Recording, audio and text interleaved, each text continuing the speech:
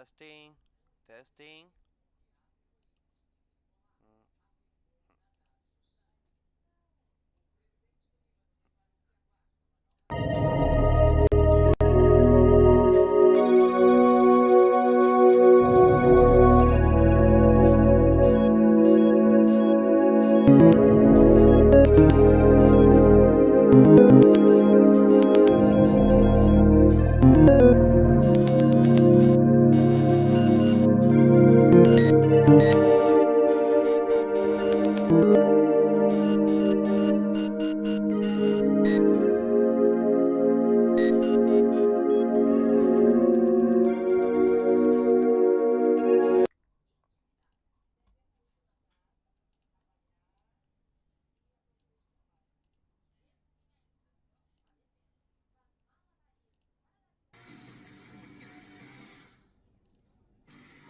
Il divertimento on demand non finisce mai con tutta la seconda stagione. Non finisce mai con tutta la seconda stagione di Ben 10. Guarda quanto vuoi e quando vuoi. Never mind. Il divertimento on demand non finisce mai con tutta la seconda stagione di Ben 10. Guarda quanto vuoi.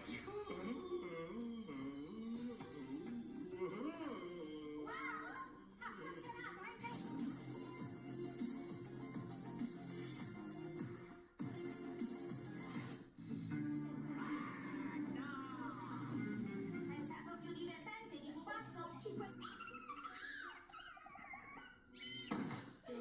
Tutti i giorni la mattina alle 7:15 su Boomerang Halloween Channel. Creatività disegnando e colorando con il nuovo gioco Attacco d'arte Halloween. Boomerang Halloween Channel.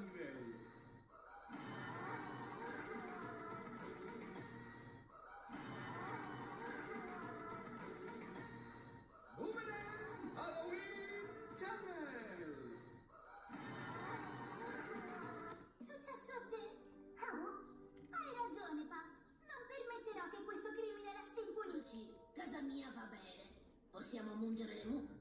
Anche uno speciale tutto dedicato a Teen Titans Go il 6 aprile alle 19, sempre su Cartoon Network.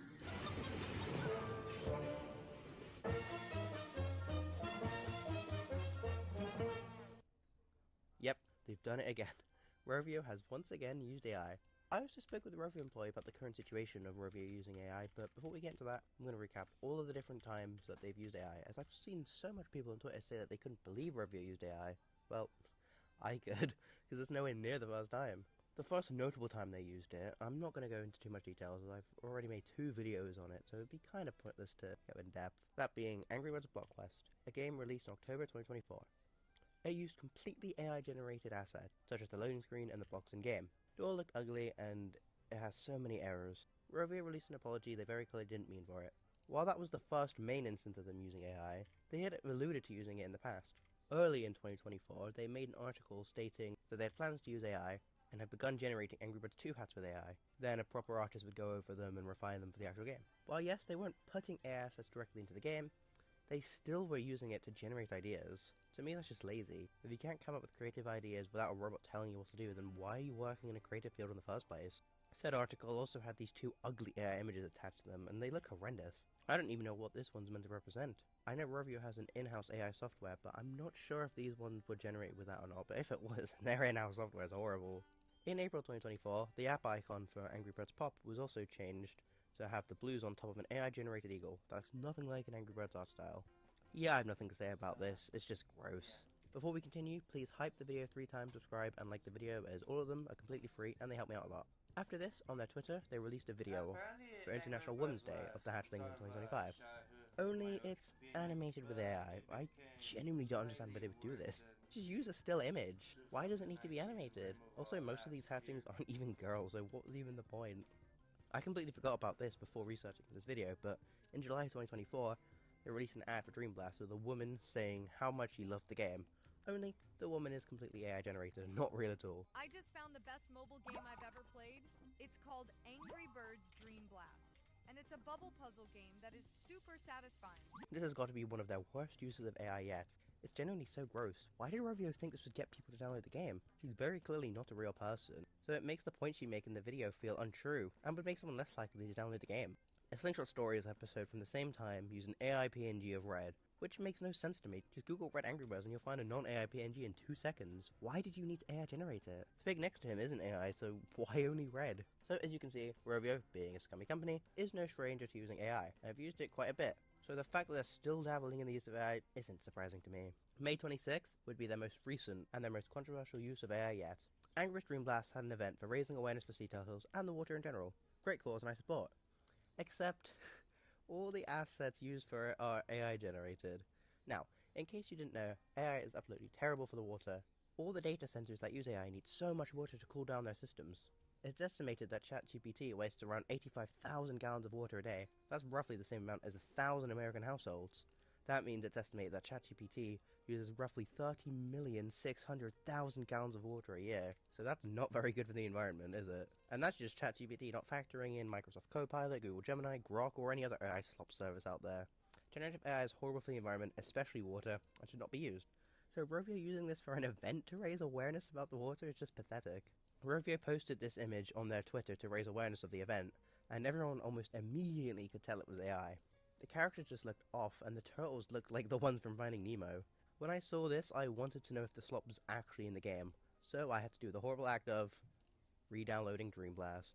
When I downloaded it, I didn't even need to search very long. I was bombarded with too much slop to even count. We had this image of Chuck scuba diving, this one of the birds as lifeguards, and worst of all, this one of the birds on a boat. This one especially was horrible, as AI can't create new things, but can only steal images that are already made. That's another one of the ethical concerns behind AI. It takes artists' work without their permission and slops it out. Anyway, I say this because this image literally has Hank from Finding Dory on it, but just purple. Rovio don't own the rights to Finding Dory and aren't under any partnership with Disney for the event, so this is just borderline theft. Now, if you're not convinced Rovio used AI for this event, take a look at this ad they posted to their Instagram.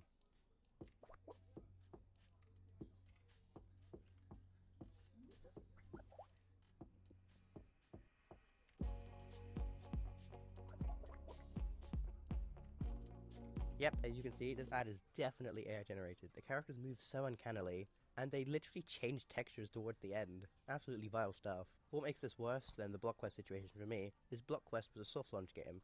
You could make the argument that it didn't need any new assets made for it, as it's just a test prototype game. Making any new assets by hand would just waste money and time. I personally disagree with that argument, as they could just simply use existing assets from other games instead, like what they did with Angry Birds Match World when that first soft launched. But I digress. An excuse is there to make it kind of understandable why they would use AI for Block Quest. Not one I agree with, but it's kind of reasonable, I guess. But this is completely unacceptable. Dream Blast first soft launched in October 2018 and fully launched in January 2019. This game is over 7 years old and is a part of Rovio's Big 3 along with Angry Birds 2 and Friends. There is no world in which this game needs to be using AI-generated assets, it's just ridiculous. I was curious to see why Rovio would add AI assets to Dream Blast when it had completely fine non-AI assets for 7 years. So I reached out to Rovio employee and Angry Birds brand strategist Ben Matez in search of answers. Now, before I reveal my conversation with Ben, I want to make something clear. Whether or not you like his answer, do not, and I repeat, do not harass him. Don't DM him, or tag him, or at him, or reply to his post, or anything of the sort regarding this. If you're unhappy with Rovio or anything he says here, that's completely fine, and you're allowed to have those opinions. But if you want to share them, please calmly and civilly post them, and do not get in contact with him.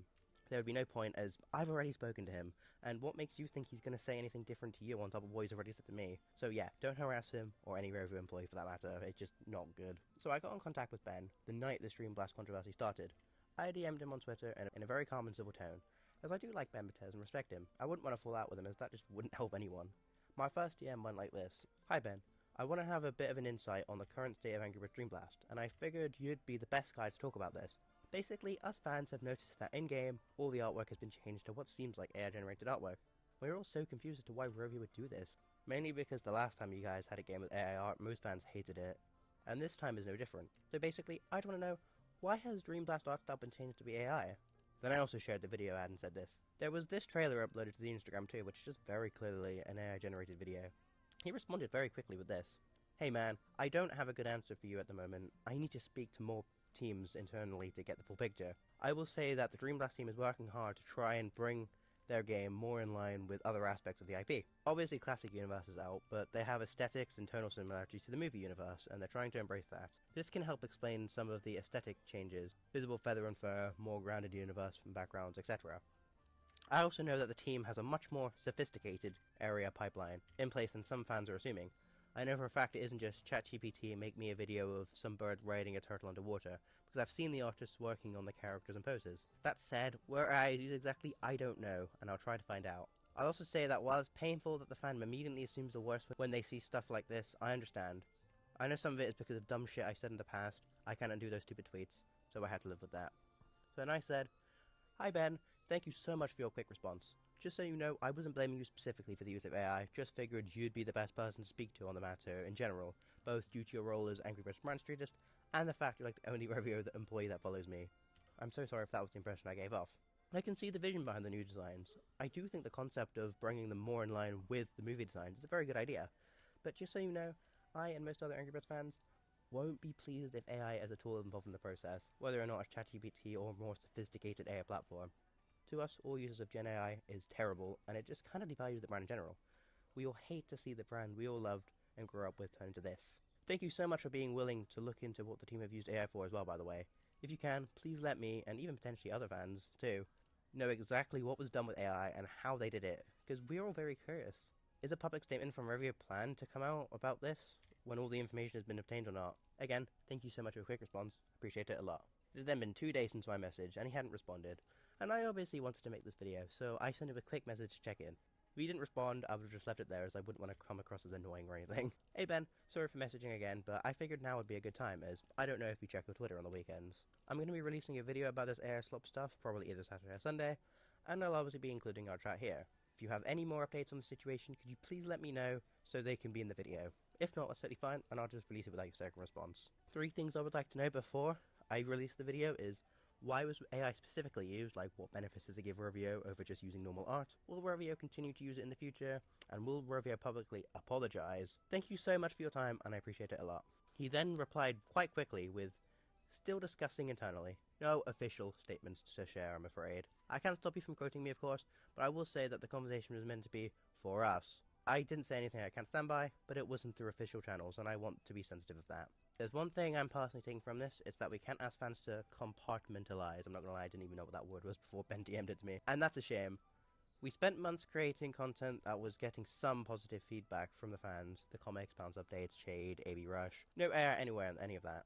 And it's unfortunate that all seems to currently forgotten in light of this wave of attention towards the Dream Blast Season Pass. So I responded with, "Yeah, don't worry Ben, that's fair enough, and I'll mention that. As for your second part, I'm sorry, but you guys can't release an apology for the AI stuff in Block Quest, then just backtrack on it and still carry on using AI. It's very obvious the community is very much against it, so using it is just very silly and it's obvious we'd all be against it here. I'm not going to go on to you, as I'm sure you're well aware of the reasons why AI is bad, stealing artists' work, bad environment, etc. Yes, it's good all that stuff you mentioned doesn't have AI in it, but we shouldn't praise that. We're not going to praise Revio for not using AI, as that should just be the standard. I'm actually genuinely surprised that you're surprised this AI slop isn't getting received very well. And as well as the other stuff you mentioned, we praised that stuff when it was new. We're fans, not mindless droids. We'll praise what we like and criticize what we don't. It's really not that hard. You can't expect us to be silent when the franchise we care about is being treated horrendously. We wouldn't be true fans if we didn't speak up. Also, it's very ironic that the event made to raise awareness for turtles and water used AI, which is notoriously horrible for the water. And the AI took Hank from Finding Dory and put him in the artwork for the event. Surely that's not even legal. It was then left for the day, and he responded the next day with this: "We're working on some content to explain the process behind these assets. It's going to take a few weeks to get right. But FYI, the artist behind this is Javier Burgos. He's worked as a character designer and illustrator for movies in the past. I can say with 100% certainty and with confidence that you'll be surprised, hopefully pleasantly, when you see the process behind these assets. This is not prompt engineering." So I said, "Thank you so much for clearing us up. I do appreciate this a lot, but I'm not gonna lie, I'm a bit confused. If you even know at the moment, what parts of the new Dream Blast look involve Gen AI then? And how is Gen AI involved in the process?" Then he said, "We're making something to try and explain it, but Javier is swamped. I just got off a call with him. We're trying to make something to help explain the process to fans, but I don't have Anita. Later this summer, I'd imagine." He showed me his screen. Dude draws everything. He showed me his portfolio. Turns out the way Disney currently draws elephants are because of his designs. This guy is not an amateur. He's actually very excited about getting more of the process and run at the fans to show it off. We just have to find the right timing. And I said, "Okay, well, I'm quite intrigued to see the explanation for this process. It does sound quite complicated. Though, was the same process used for the ad of the bird swimming posted to the Instagram? His final message read, "I'm not sure. That was a marketing asset. I haven't been able to talk to them yet. For now, I'm glad that was taken down." Then my final message said, "Okay, that's fair enough, and yep, me too, as it did look very low quality. Thank you so much for speaking to me about all of this." Okay, so there is actually quite a lot to unpack here, but at the same time there really isn't. I won't lie, I am very confused on what Ben said here. So he basically said that an artist called Javier Burgos is the one behind the redesign of Dream Blast. What caught my attention was Ben mentioning that Javier draws everything himself, but at the same time didn't deny that AI is being used, so it seems as though it is in some form. But he said it's not prompt engineering, it's something more sophisticated than that. This is a complete guess, as you literally know everything I do about this, so all we can do is guess, but I assume Javier draws the art, then they put it into some AI to make it look different, or something along those lines. All I know is traditional art and Gen AI seem to be being used in tandem here. I mean, on the bright side, at least it isn't fully Gen AI, as that would be absolutely horrendous. At the same time, I do think that any use of Gen AI isn't very good for both artists and the environment. If this is the avenue Revy is going to be going down, then I won't feel comfortable supporting them personally. I am curious to see whatever explanation they cook up. And maybe seeing the process behind it will change my mind, who knows. But if Gen AI is involved in any way, that's not likely, as I just don't support it. Also, if that video with the bird swimming was made under this new process, then yeah, I 100% won't be supporting them, as that is the single worst thing to ever come from this franchise to date. To add on to that as well, even if some traditional art is being used here, some Gen AI seems to be as well. And remember, this event was made to raise awareness for sea turtles on water. Even using a tiny bit of Gen AI for it misses the point completely. So what do you think of this whole Gen AI fiasco? Let me know in the comments, subscribe, like, and hype the video. Goodbye. Uh-oh.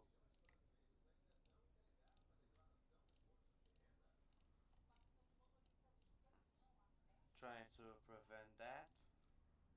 Yeah.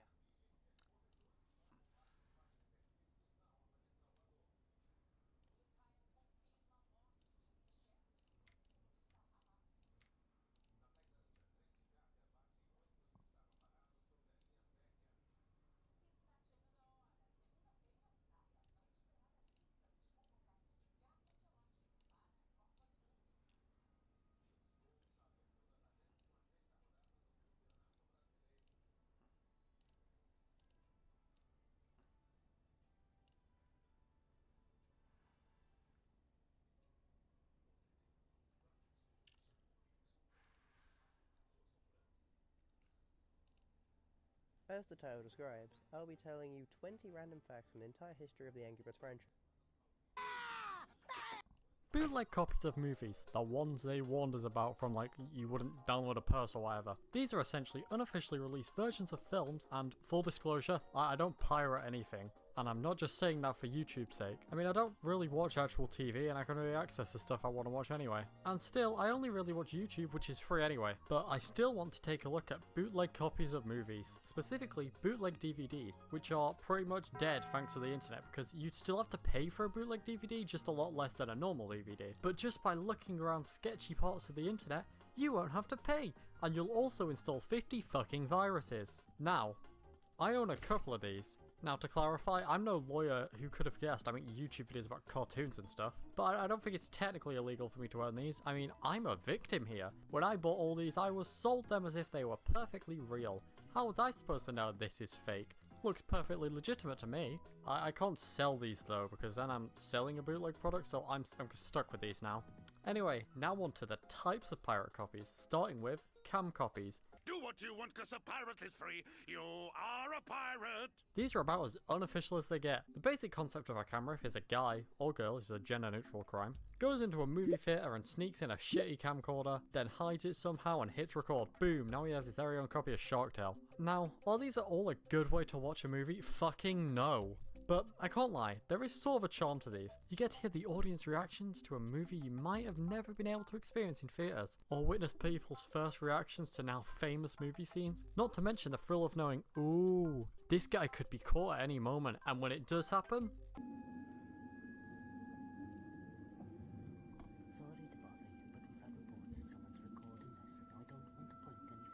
breathtaking. Now, I only had 2 experiences I can remember with cam copies, and that's when I was on vacation somewhere like Turkey. I don't know if it was Turkey, but it was somewhere like that. And there was a guy selling DVDs of movies that weren't out yet. Oh my god, this is crazy. These movies must have already come out on DVD here. So I bought Ghostbusters 2016 and Ice Age Collision Course. And they were shitty cam copies that were unwatchable. I don't have them anymore because why would I keep them? But they came in a sleeve like this and sort of looked like this. Yeah, this isn't a good way to experience these movies, but is there even a good way to experience these movies? Probably not. Now, how do these people get caught? Well, some movie theatres have begun offering rewards to employees who are able to catch people recording movies. Things like £1,000, which is likely going to increase the amount of people caught and makes sense from a movie theatre's perspective. If there's a free version of the movie they're charging you to see online, why would people pay to see it? So they'll lose a lot of money. So spending a tiny bit of money in comparison to try stop it makes sense. There's also hidden patterns of dots on the screens that differ from theatre to theatre, so that you'd be able to see which movie theatre a cam copy came from by looking at these dots. You wouldn't usually be able to see these, but if you knew where they were and how to find them, then you'd be able to find the theatre. Some theatres also have night vision technology to catch people recording in the dark. So cam copies, to sum it up, are basically someone recording the movie in the theatre and hiding the camera, which results in dog shit quality, poorly cropped footage, terrible audio since it's just using the camera's mic, audience noise, potential silhouettes, and yeah,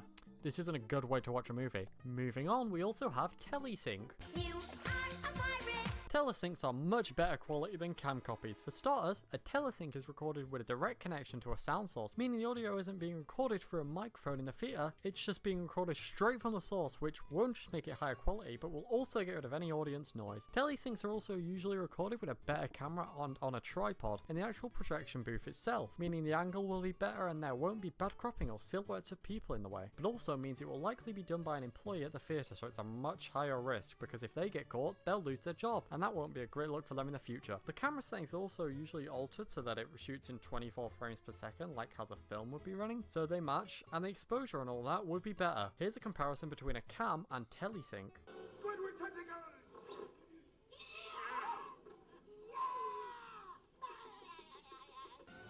Squidward tentacles!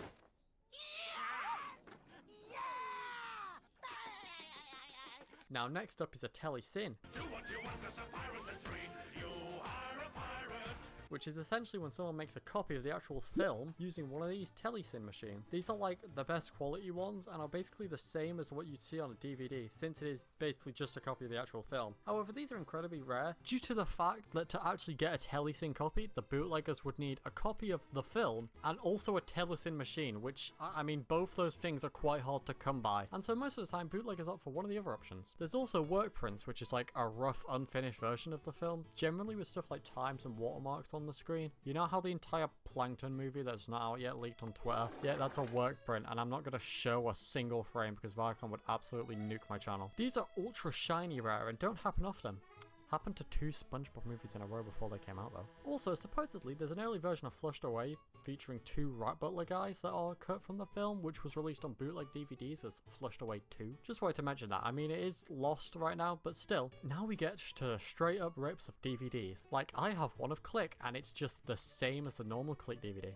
Oh really? These are just the same as normal DVDs, but they'd be cheaper. That doesn't matter now. Guess I'll just add this Click to the ever-growing pile of Click DVDs. Anyway, that covers the types of bootleg DVDs. Now, I thought it'd be interesting to go over instances where bootleggers were caught. Starting off with a video from WXYZ-TV Detroit Channel 7 titled "Bootleggers Caught at a Local Movie Theatre," which is a news report about, well, bootleggers being caught at a local movie theatre. So this happened at a Star Theatre in Clinton Township, Michigan, where there were 2 guys trying to film a movie. They were caught while doing it, and this gives us a pretty good look at their setup here. They were using a Sony camcorder. Now, I'm no camera expert, but from what I can tell, it appears to be this camera, the Sony HDR-CX430V high definition flash memory handycam camcorder, which was released back in January 2013, so it makes sense with this news report being released in October 2013. But feel free to correct me. Anyway, they had this clamp here that they used to attach it onto the armrest of the theatre seats. Once that was set up, they covered it with a towel so they couldn't get caught.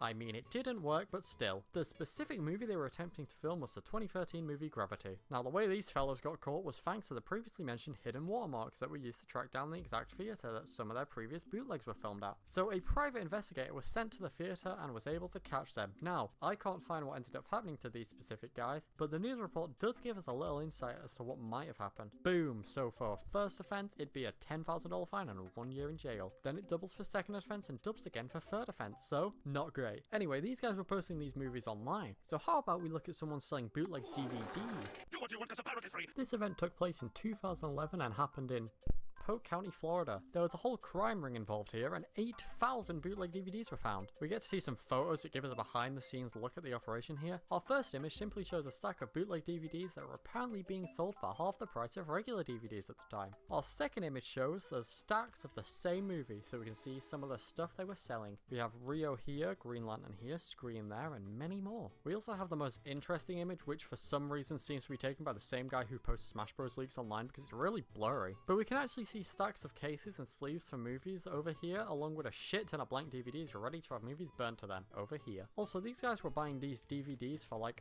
$1 each and selling them on Amazon and eBay as legit, thus making a load of money, up to 20 grand a week, goddamn. They in total made $500,000 from this. Now, what if I told you that bootleg DVDs aren't actually a dead thing? You might be surprised, but also maybe not. It's a little different nowadays, with lots of them just being releases of things that never actually had DVD releases, and also some are VHS releases. But most of the time, people buying these are fully aware they're not real. It's more that they just want to own a physical version of some of these. Like, no one is buying a Has-Been Hotel VHS thinking it's a 100% official Amazon product, but sometimes bootleg DVDs are sold as legitimate, like these Bob's Burgers DVDs I saw in a video. It's still a much smaller problem than it was back then though. Anyway, thanks to the Twitter account Theatre Bootleg Archives, they also have a YouTube channel you should sub to. This video is great, and that about wraps up our adventure into the world of bootleg DVDs. These things are cool to look at knowing the story behind them, but they're an almost dead art at this point with the internet existing. They're a terrible way to watch a movie. I don't think anyone enjoys watching these, but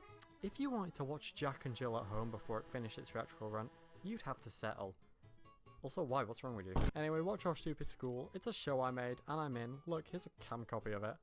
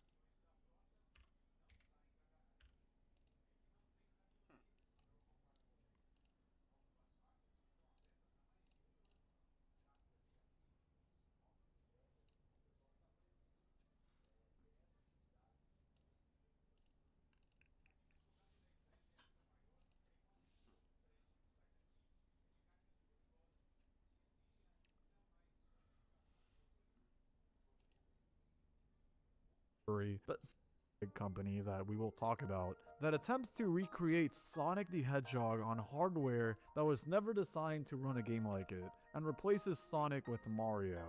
Instead of building a new Mario game, the developers directly ported Sonic 1's level layouts, physics concepts, enemies, and music while inserting Mario's sprite in Sonic's place, creating a bizarre hybrid character fans nicknamed So Mari.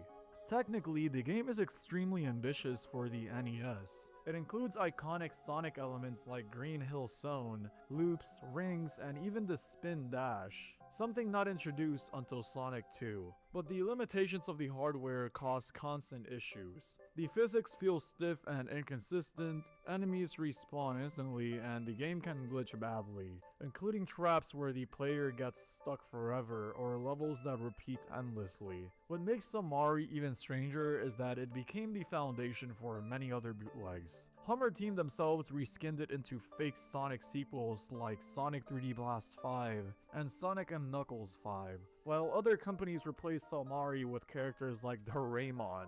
This means one illegal port ended up spawning an entire chain of fake Sonic games. Solmari is often considered one of the most infamous and technically fascinating bootlegs ever made. Super Mario World NES. Super Mario World for the NES is a 1995 bootleg developed by Hummer Team that attempts to recreate the SNES classic on hardware that was never meant to handle a game that advanced. Unlike most pirate games that simply reskin something else, this is a full original demake, featuring Yoshi, the overworld map, cape power-ups, castles, and even multiple worlds. At first glance, it feels shockingly close to the real game. You can ride Yoshi, fly with the cape, explore the map, and fight the Koopalings, but the illusion quickly breaks apart due to technical limitations. Mario's physics feel stiff and broken, enemies flicker or crash the game if too many appear, and many features are incomplete. Pipes don't work, the secret exits barely function, and most bonus areas were removed entirely. The graphics and music are heavily downgraded versions of the SNES original, often with strange colors due to the NES palette limitations. Bowser, for example, appears with bizarre pink and yellow colors, and many enemies use incorrect sprites or recycled assets from other bootlegs. What makes this game especially fascinating is that Nintendo themselves once said Super Mario World wasn't possible on the NES, yet Hummer Team proved it technically was. Even though the result is unstable and unfinished, it remains one of the most ambitious and impressive bootleg ports ever made, showing just how far pirate developers were willing to push outdated hardware. Super Mario 14. Super Mario 14 is a bootleg hack of the Japan-exclusive Famicom game called Kaiketsu Jankamaru 3, part of the Kid Niki series that was modified to appear like a completely new Mario sequel. Instead of creating an original game, the developers simply replaced the main character with Mario, gave him a samurai design on the title screen, and rebranded the entire thing as the 14th entry in the Mario series, despite there being nowhere near that many real Mario games at the time. In gameplay, it's still clearly Kid Niki underneath. Mario keeps the same attack abilities, level design, and mechanics, which don't resemble Mario gameplay at all. However, some enemies were swapped with Koopas and Spinies, and items were replaced with mushrooms and coins to maintain the illusion. The graphics were pulled from various real Mario games, especially Super Mario Bros. 2 and 3, which makes the visuals feel inconsistent and stitched together. What makes the game especially strange is its attempt to build a fake Mario timeline. The title screen credits Wario instead of Nintendo, and some versions even renamed the game to Super Mario 15, as if it were part of an ongoing official series or something. I love how Super Mario 14 is just a perfect example of how bootleggers didn't just copy games, but they tried to rewrite gaming history entirely, creating fake sequels to make their cartridges seem more official and valuable. Pokemon Diamond and Jade.